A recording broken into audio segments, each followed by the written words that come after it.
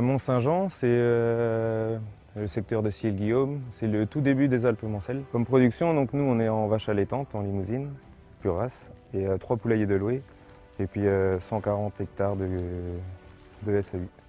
C'était un dossier compliqué parce qu'il y avait des bâtiments construits sur sol d'autrui. Et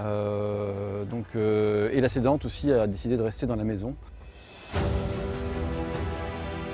Le Houx, c'est des terres qu'on a achetées pour mon installation. Donc il y a un projet d'une maison d'habitation et 2 hectares de terrain devant. Et nous, on touchait tout autour et on souhaitait vraiment avoir des terres pour pouvoir rassembler le maximum les parcelles. Et moi, je voulais habiter pas loin de la ferme, mais en dehors de la ferme pour la vie de famille. On a su qu'il y avait des terres à vendre, du coup on a fait les demandes et puis après c'est la SAFER qui a fait que ça a été dispatché sur 2 éleveurs en fait.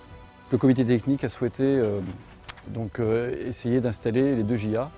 Un premier JA avec l'aide d'un investisseur sur 30 hectares au niveau du siège. Et puis 10 hectares en tout, dont 2 hectares achetés par le jeune avec la maison à rénover. Mais la situation de la maison était vraiment à proximité pour les jeunes du siège et c'est ce qui les intéressait.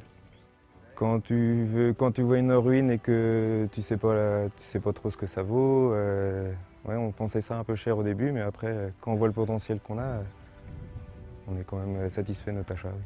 On essaye de faire avancer les choses. Bon après, c'est vrai qu'on a l'impression quelquefois que ça ne va pas très vite, parce que les propriétaires n'habitent pas sur place, c'est pas l'intermédiaire d'un notaire. Mais on arrive quand même, je pense, oui, à faire avancer les choses. C'est sûr que sans eux, je pense pas qu'on aurait eu ça.